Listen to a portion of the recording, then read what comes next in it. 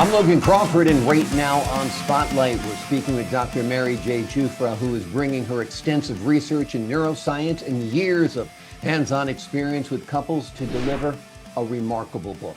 It is called 2x2 on the Arc, 5 Secrets of a Great Relationship.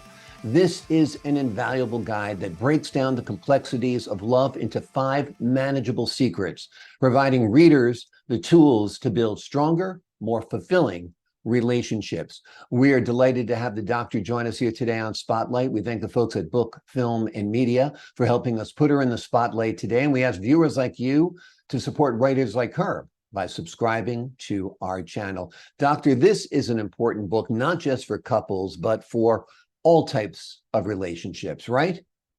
Exactly. You can use them in any relationship. Exactly. What would you say those core concepts are that you want people to understand, those 5 manageable secrets you want them to understand when it comes to love and relationships? So when we think about love, love is a real basic in any relationship. I mean, even people who are walking down the street and you don't love them, it's a caring that if they have trouble, you go to help them. If they fall, you go to help them. Mm-hmm. So it's just a basic human condition that babies are just filled with it. It's the socialization process, and the way they grew up may sort of freeze it, and they have to hide it. And so, because it's too dangerous, it makes you too vulnerable. When you love someone, you're vulnerable.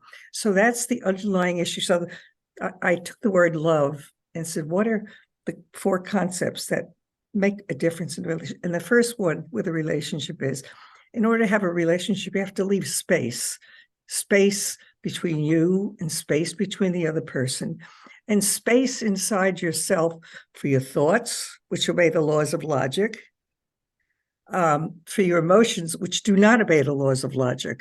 They're much more like the weather. Today it's a tornado, tomorrow it's sunny, but it's out of your control. So how you express your emotions is totally within your control. Your behavior is your responsibility. But feeling love, hate, anger, warmth, sexual feelings, no matter what feelings you have a right to have them. And there's nothing wrong with whatever they are.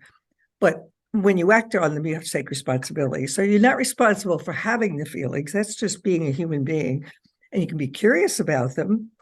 And the way to just know that is to leave space. And then you go inside, well, how do I know I feel whatever it is, love or whatever it is? Well, it's sensations. What am I feeling in my body? In our culture, we're a lot in our heads, but your grounding is your body. Mm-hmm. What grounds you to the earth is your body. You can contain any emotion as long as you're grounded. Have your feet on the floor, you're sitting on the seat, you're back against the chair. No matter what emotion comes, you can ground it. But if you're sort of in your head, they float all over the environment and they dump all over everybody else, and you're overwhelmed. So the most important thing is to leave space for love. Just allow some space to feel what you feel, what your sensations, your thoughts, your emotions, and just allow space to be who you are, to feel what your sensations, your emotions, your thoughts, images that you have. You're entitled to all of them. The one you're responsible for is your behavior. You're not responsible for any of the others, but your behavior, what you do with them, you're responsible for. So leave space for love. The next thing is to operate your brains to love. We have 3 brains. We have the smart cerebral cortex, and that's the logical brain that puts data in categories. It sees the relationship amongst the categories. That's what you go to school and deal with. And kindergarten all the way up, and from birth all the way up, say mama, dada, that's cognitive as well. So it's leave space for love. It's the cognitive, the emotional, leave space for love. Operate your brains to love.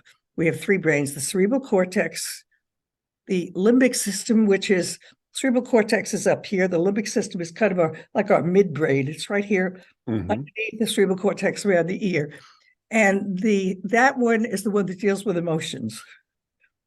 The subcortical brain, or the limbic system, deals with emotions. They stem from the body and come up there.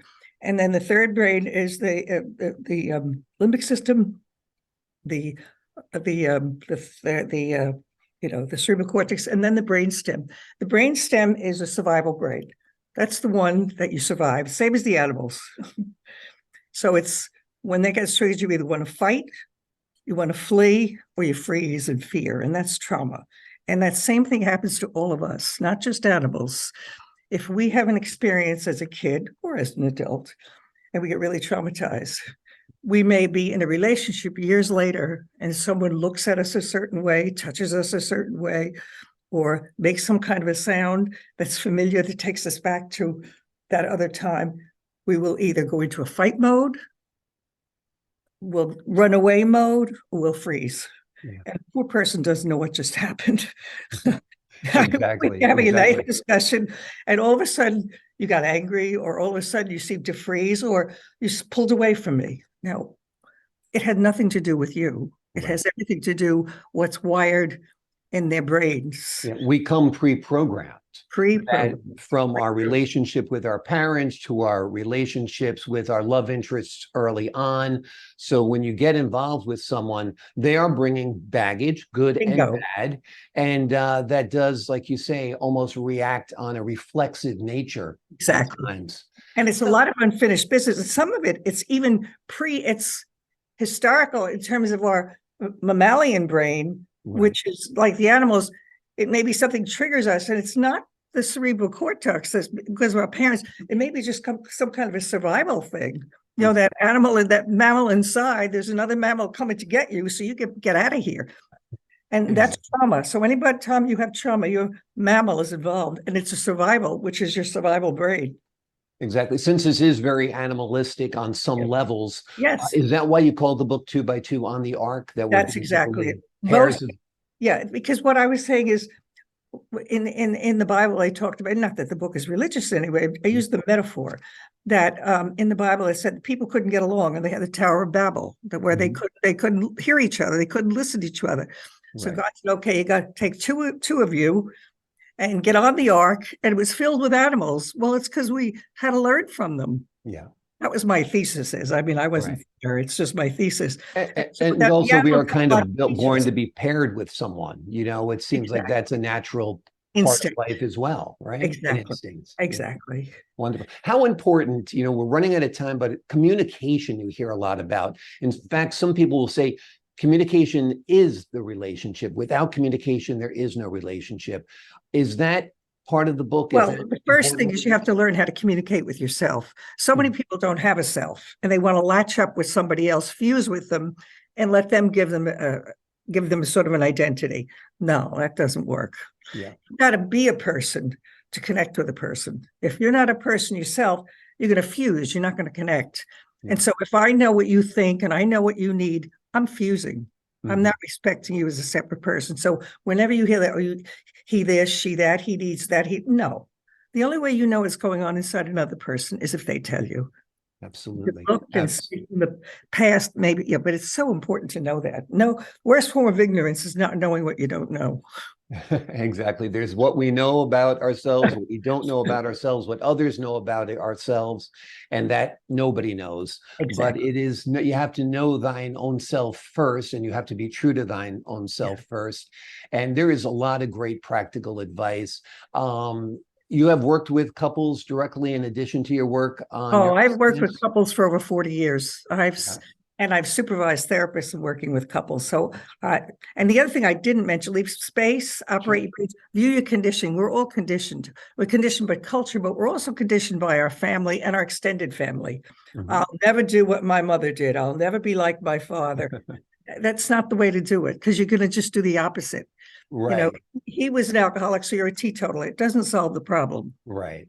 You need to address, how am I like them? How am I not like them? And not just the opposite's always the same, is what we say in family systems. Do you know what I mean? That you, yes, exactly. So, basically, it's an extreme. Exactly. So if this person was an extreme, now you're extreme the other way. That doesn't mean you're cured. It just means you're different and a different type of extremist. Exactly. And you have to look at how you like your parents. You like them and you're not like them, but you're conditioned. Sorry. Yeah, we're pre-programmed by our parents, no doubt. We are definitely subject to our genes, and that's hard to get around. And our cultures and our genders, it's all conditioning. Exactly. I mean, biological and cultural and social and emotional. Exactly. And the social constructs as well. Wonderful book. It is called 2 by 2 on the Arc, 5 Secrets of a Great Relationship. It is written by Dr. Mary Giuffra. It is a wonderful book. You'll want to pick it up. It will give you valuable insight into your love relationship, as well as every other relationship in your life, because they are all kind of built upon the same types of things. Doctor, thank you so much for joining us here today on Spotlight. Thank you so much, Logan. It was a delight. The delight was all mine. And to the folks at home, I'm Logan Crawford, thanking you for your time this time. Until next time on Spotlight.